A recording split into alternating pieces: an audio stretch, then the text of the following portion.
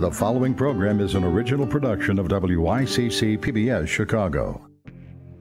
The race for Illinois governor enters the home stretch with just weeks to go. Millions of dollars spent on attack ads. How will voters react?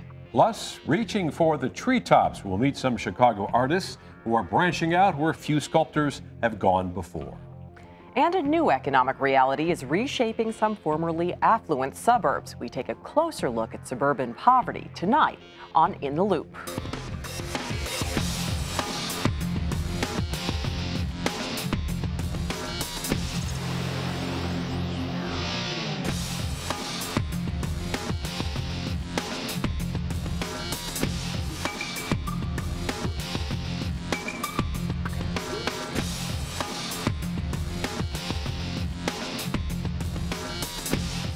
Good evening, I'm Barbara Pinto. And I'm Chris Bury. Tonight, a closer look at poverty where you'd least expect it in some of Chicago's wealthiest suburban areas. Nationwide, the number of low-income people has grown 5 times faster in suburbs than in cities. DuPage County is prime example. Since 1990, the number of people living in poverty there has skyrocketed by more than 150%. Trying yellow tomatoes? No, thank you, but I do need a head of lettuce. And those salad tomatoes. This could be the scene at just about any grocery store in the Chicago area. The well-stocked shelves and aisles crowded with shoppers loading up their carts. There you go.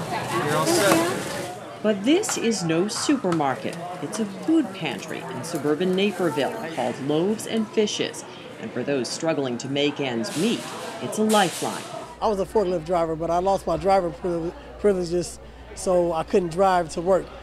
As a result, Shamar Finley, who lives in Naperville, lost his job. A regular visitor to this food pantry, he can fill his shopping cart to the brim and walk out the door without paying a penny. You know, when you're down and out, they give you a lot, and I'm able to feed my family, and, you know, they're happy, you know. Finley is one of the thousands of people living in DuPage County who depend on Loaves and Fishes for groceries. Despite an economic turnaround in some places, the need here has grown 7% over the last year. We have difficulty convincing people in our neighborhood that there are people here who are struggling to make ends meet. Jane McDonald is Director of Nutrition and Wellness at Loaves and Fishes.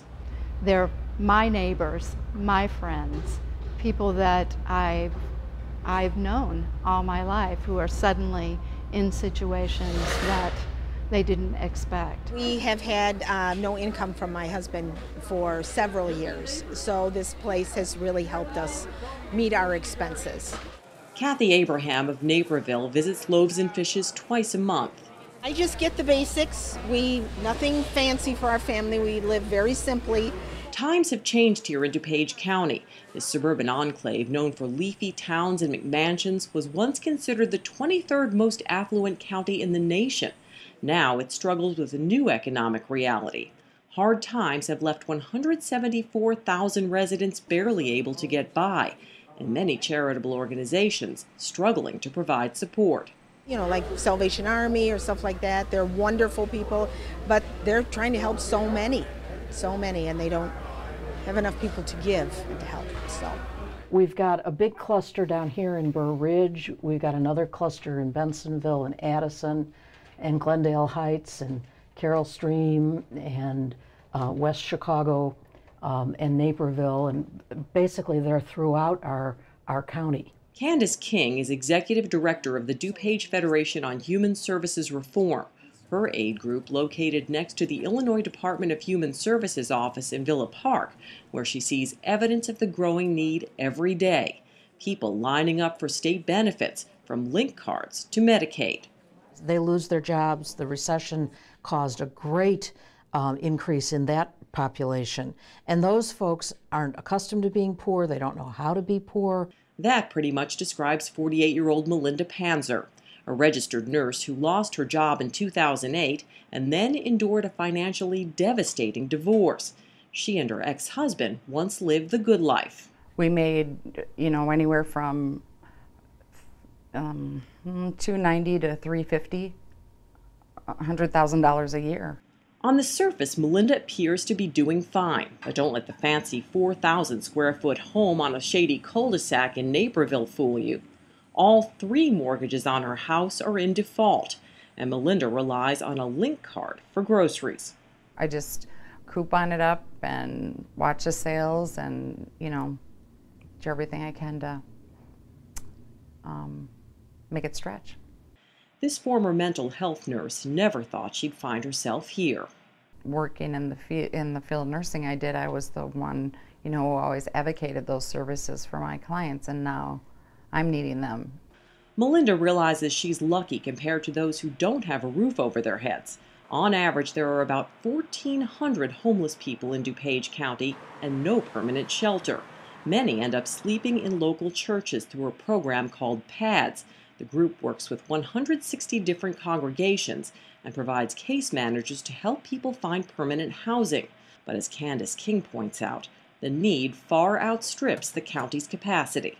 What we lack is the infrastructure of poverty. We don't have enough food pantries, homeless shelters, transitional housing. King says DuPage County officials have responded by creating DuPage Access to provide free health care, a forerunner to the Affordable Care Act. But she said the perception lingers that poverty remains an inner-city problem.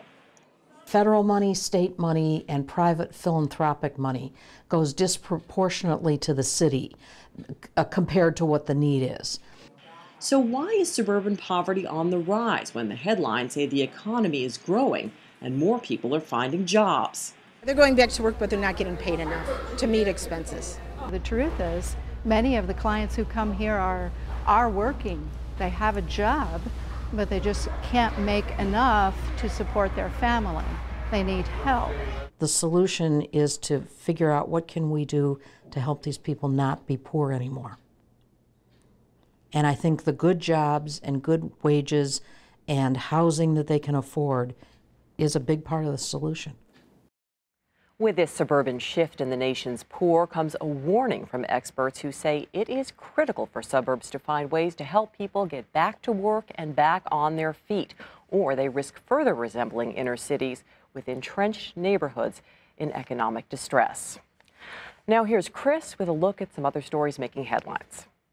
The governor's race gets personal, and body cameras for cops, just a few stories we're discussing here.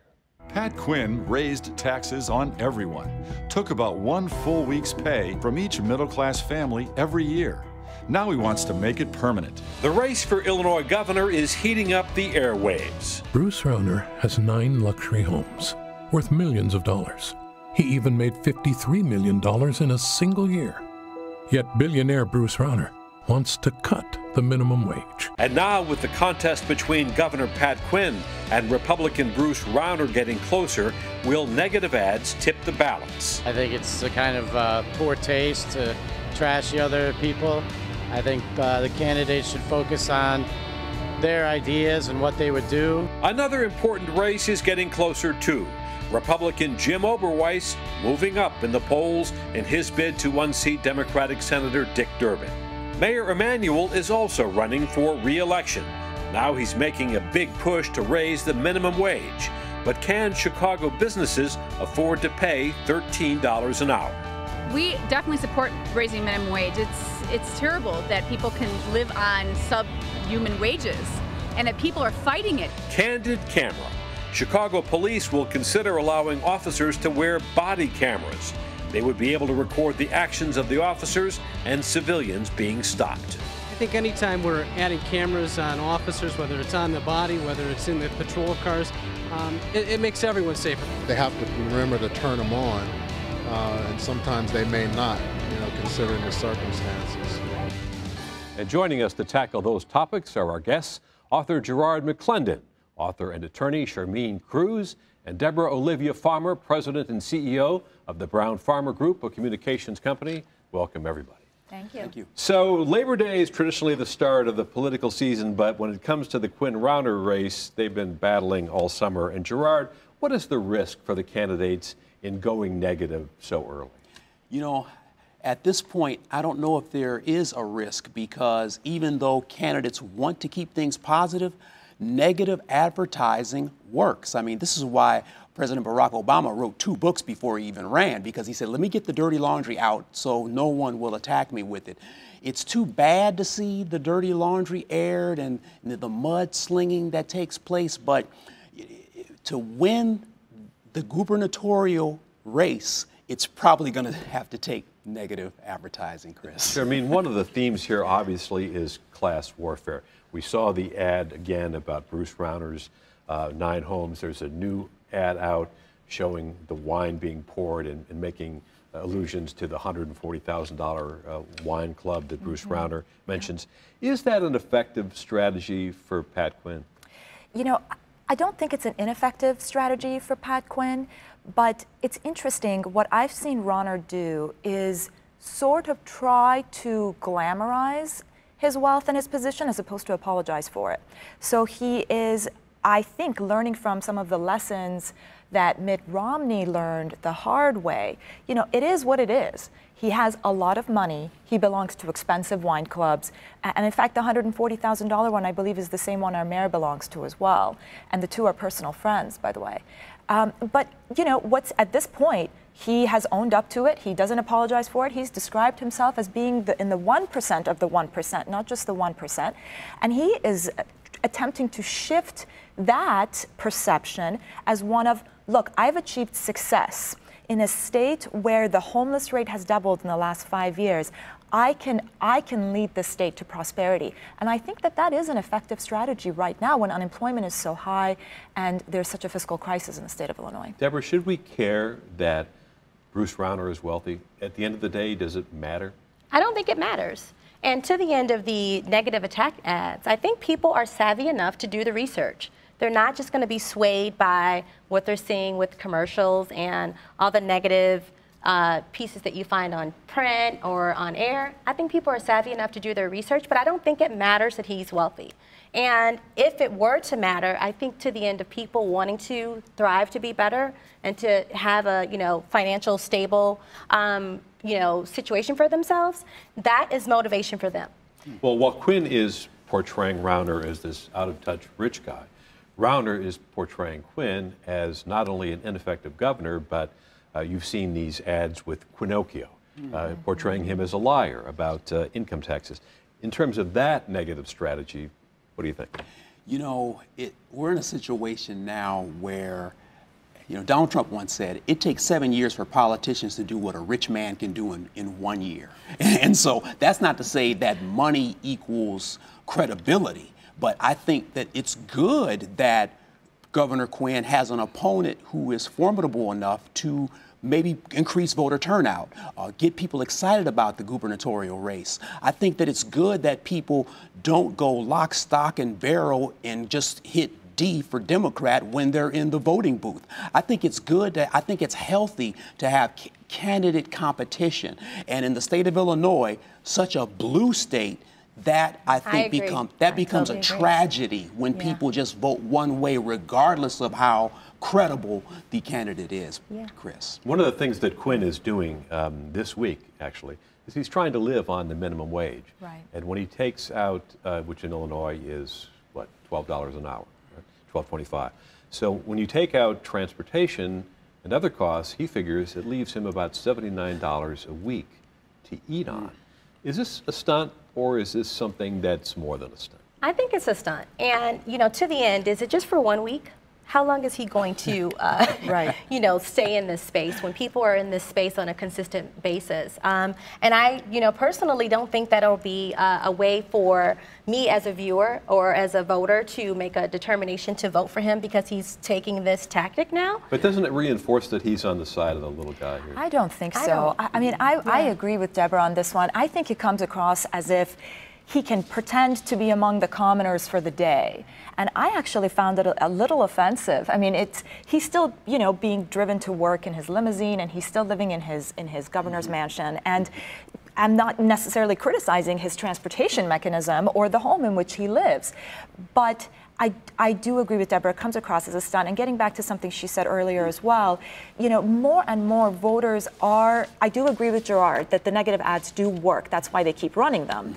But more and more voters are taking it upon themselves, not only to research the candidates, but to advocate for their candidates, particularly on social media, which really, I believe, is going to transform the way that campaigns are run in the United States. And you're already seeing this happen in third world countries in the Middle East, where social media is having a dramatic impact, allowing politicians that normally would not have had access to those types of dollars to get their message across via millions of voters who advocate for them online. But so far in Illinois, it's still the old-fashioned, let's spend money on negative television ads. So in the governor's race, the latest polls have Rauner up about 8 points. But let's talk about another race very quickly, because there was an unusual or surprising poll out this week suggesting that Dick Durbin, Senator Dick Durbin, the incumbent, who is a majority whip, #2 most powerful person in the U.S. Senate, is getting more of a raise from Jim Oberweis than many pundits thought. Is that a surprise to you? I don't find it to be a surprise. I mean, when you think about politics, again, it's not business as usual. People are, you know, really understanding the infrastructure as it relates to politics, and I think people are doing their research. And so to the end of the politicians, they cannot perform the way that they once did. It's not business as usual. I was just looking and I see that candidate Oberweis was endorsed by Bishop Trotter. So this weekend he went to one of the predominantly black churches in Chicago, a mega church in fact, and he's gotten the endorsement of a person in that space. And I think that. What do you make of that, Gerard? And the black vote in Chicago and in Cook County and in the northern portion of Illinois is so important. You're seeing more Republican candidates. There are more conservative candidates saying, you know what, I'm going to court that black vote. I'm going to court that black church and some of the wealthy in the black elite, because I think if we can get them to flip, maybe other blacks throughout the community, South Side and West Side, will flip as well. Oberweis, people are drinking his milk. So, but listen, realistically, I mean, he's been a perennial candidate. Does he realistically face a chance, or is this just going to be a wake-up call for Dick? Chris, here's the other thing, though, and I'm sorry to interrupt. Senator Durbin has been vocal all this week about the race. Before he's cruised through the senatorial elections, he knows that he's got an opponent now. Charmaine, very quickly, does he have a chance, though, Oberweis? I think that the polls are a little bit misleading. I think the particular polls that were in question here are questionable polling methodology. The YouGov poll is online surveys that I use in litigation, which is fine. But when we're talking about political polling, the sampling does not necessarily reflect the voting. Some of these are robo polls, too, which are not the most Yes, that's right. That's the one polls. that teamed up with the Sun-Times, is the robo polls that takes place in one day. Right. Having said that, I agree Oberweis is running a good campaign. But, you know, at the end of the day, when you look at his record, he's a Republican. He voted down the ratification of the Equal Protection Act, that basically all it says is women are entitled to equal rights as men. And he voted that down. One more political story quickly. Mayor Emanuel here in Chicago, of course, is running for re-election. He also is grabbing onto the minimum wage issue this week. He has signed an executive order requiring city contractors to pay $13 an hour. And it doesn't look like he's got any serious opposition. Why? I mean, your entry to your newscast, when you look at your first story, it's the suburban communities being impacted by poverty. And so when you think about it, I mean, it's the right thing to do.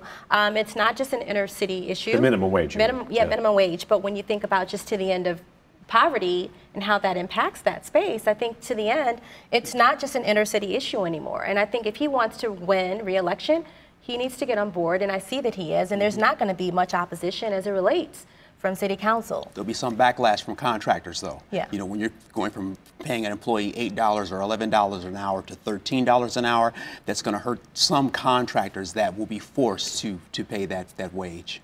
Also in the city, a big issue may be coming up in light of what happened in Ferguson, Missouri, where an unarmed black man was shot to death by police. Here in Chicago, they're going to consider cameras for police officers, body cameras. They do this in San Diego. They've got 500 them out there now. What do you think about that? Smart. You're shaking your head. Smart. Oh, smart. It's smart. I mean, they are to protect and to serve. And when you just recently, I saw on the news where a police officer, here it is, a high-speed chase, and they pulled over the wrong person. It was a woman and her 3 kids, and they're screaming. They had no clue what was going on. So if they had not had that on camera for that woman to defend her situation, I think it's the right thing to do is for them to protect and to serve. Does it protect everybody, Sherman, the officer as well as the perpetrator? Well, I think there's a few issues involved. One of the issues is in cities that have employed this technology, complaints against officers have actually dropped. Almost 90%. I think the statistic I read was 88%. So what you can gather from that information is the frivolous complaints tend to not arise. What you can also gather from that information is when you have legitimate complaints, that there can be, as Deborah said, an actual investigation and actual consequences. You know, I think a lot of people would agree that the situation in Ferguson would not have spiraled so out of control as it did were the officer who was responsible for the violence in the first instance treated appropriately and investigated appropriately, as opposed to the assumption that he did absolutely nothing wrong. So I do think that it can protect the officers. And I like the idea, you know, I was talking with somebody yesterday about Big Brother's watching and Big Brother's cameras are expanding. Well, this is an opportunity for the American people to look at Big Brother. I love it. Yeah. Because we're talking about the military arm of the state here. Any downside, Gerard, to this? I don't think so. I'm all for George Orwell, 1984. I believe in body cameras. I believe that we should have more cameras in neighborhoods that have nefarious activity, South Side, West Side. I believe that there should be hero cameras in trees, GoPro cameras, because I think that there's too many activities that go unseen and, you know, violate my civil liberties. I want a safe community, and if cameras can contribute to a safe community, I'm all for it. That could be a scary thought, though. I mean, it is a very scary thought, but I think it might be because the reason is that we normally associate that type of environment with a dictatorship. You know, I think about Cuba. I was a Canadian citizen before I moved to the United States, so I've traveled to Havana. And there are essentially information guards on every city block that disable people from moving from one block to another, so as to disable them from exchanging information with one another, so as to disable the population from being learned about what's going on in the next block. But when you conceive of it in a democratic society, I mean, there has to be safeguards, there has to be protections, of course. But I think that it's a new idea, really, to have it in a democratic society as opposed to a dictatorship. We want to turn to sorry to interrupt, we want to turn to a positive note to conclude here, and a shout out to the Jackie Robinson West Little League team, and here they are at Millennium Park.